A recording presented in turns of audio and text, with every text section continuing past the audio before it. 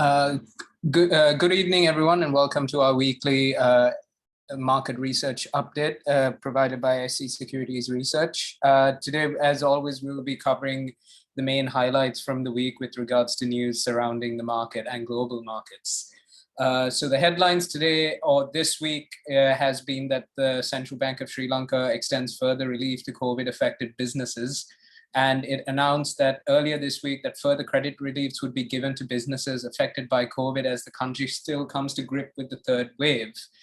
The CBSL has outlined certain concessions to affected borrowers or customers due to requests made by certain concerned parties as well as government authorities.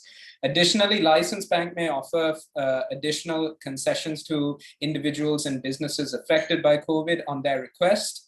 And the interest charged on some of these concessions cannot exceed the 364 T-bill auction rate as of 19th May this year, which comes to in total of 6.18% per annum. Furthermore, the Central Bank of Sri Lanka has decided to revoke the limit set for short-term foreign currency borrowings for the period of 1 year.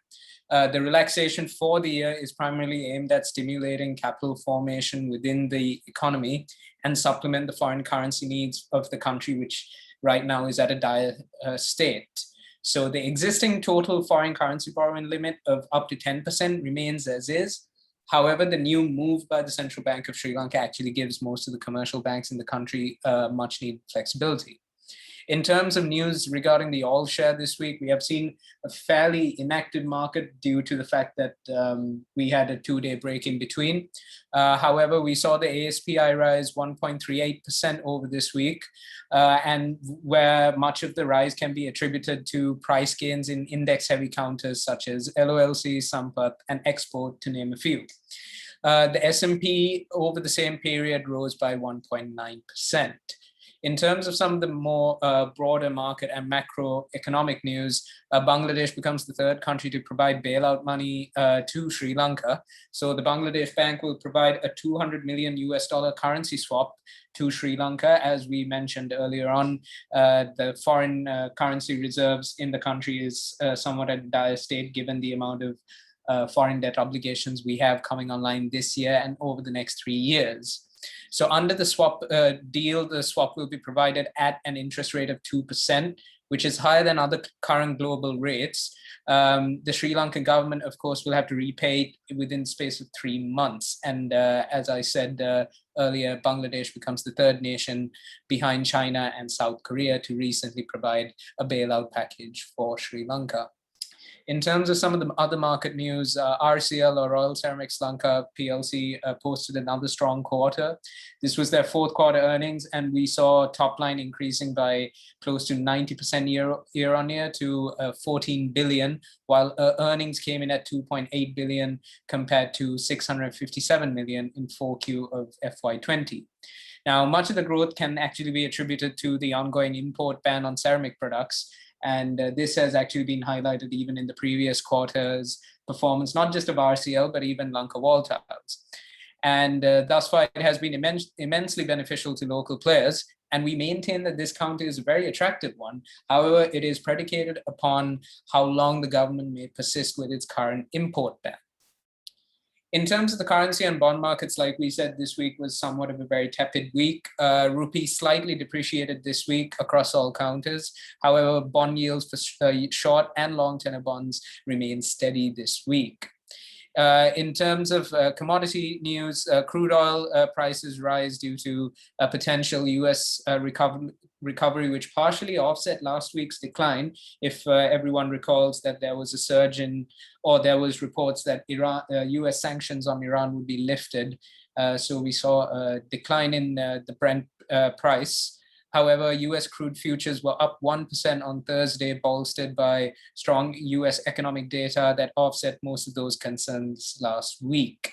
The rally is actually attributable to the US data showing a drop in first-time unemployment claims since pre-pandemic levels, which signals a potential growth down the line. However, certain concerns still remain with India, which is the third largest oil consumer, and given that they're currently grappling with a severe case of COVID in their country as well, we might see some further fluctuations in the oil price. In terms of your other counters, gold and copper witnesses increases whilst aluminium actually declined. In terms of a global markets wrap, it's very much the same story as we touched upon on the commodities section, and that is that European markets have advanced on Friday as global stocks rallied on the back of strong economic data coming out of the US. Pan-European stocks gained 0.4% on Thursday, whilst global equities look to be heading for a seventh consecutive day of gains as first-time jobless claims in the US fell to a new pandemic low. However, it was not all good news for Europe, as the latest economic results coming out of France show that the economy actually contracted by 0.1%. Now, this isn't that significant, but what it shows is that it's the second consecutive quarter of negative economic growth. So technically, France now falls under the definition of a recession. Investors will also furthermore be looking out for the potential geopolitical ramifications that will be that have surfaced from Belarus's forced grounding of a Ryanair flight. So there have been talks amongst the EU members that there will be further sanctions being placed on Belarus. So this is somewhat of a fluid situation that we will need to keep an eye on. And in terms of Asian stocks, they rallied and gained more than 2% on the back of the same US data boost. Those are the main highlights this week. I will now hand it over to Harin, who will take you over the notions for all share and our pick of the week this week, which is RCL. Over to you, Harin. Thank you, Nuwan. So I would first start with the all share index, where the RSI is 54.55 in the daily chart.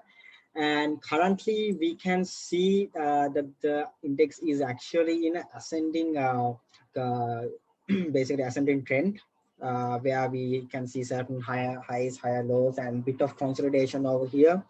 And we were able to see this daily support level basically got broken and went to a level of went to a high level of 7,373.92, and again that support level was tested. And now as for today, we were able to see that the candle closed at 7,333.42.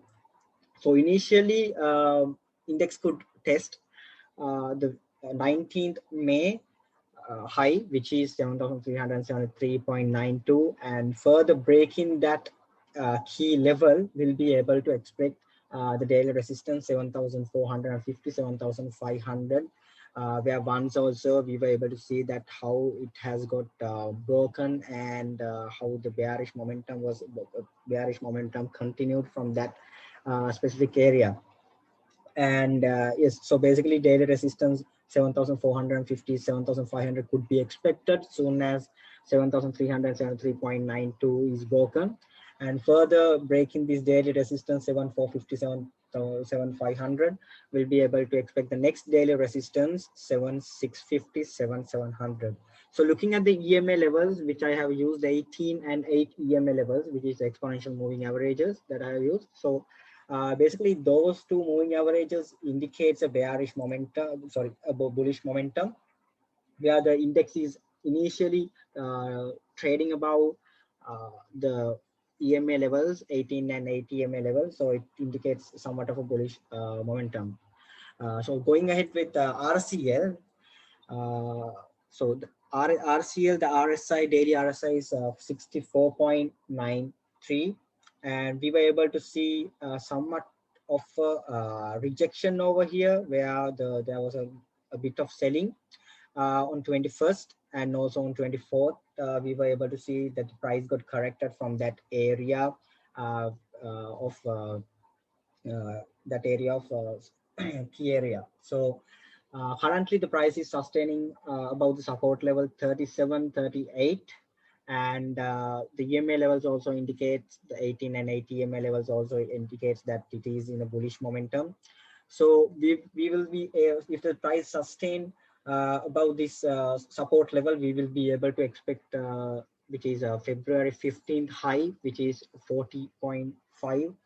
And we do have a here spinning top, bearish spinning top, where the price actually continued downwards, and now that the price is above the support level, we can expect the price to slowly move up to the 40.5 if it sustained above 37.8, and further breaking that 40.5 key level, we'll be able to expect the next resistance level, which was a previous structure high, which was on January 27th, which is 45 key area of daily resistance. So thank you. Over to you, Nuwan. Thanks, Harin, for the technical update. And that concludes our weekly update report for this week. As always, you can find this report as we attach it to all our client mail. And we look forward to having you next week when we have our next weekly report. Till then, take care and have a lovely weekend, everyone.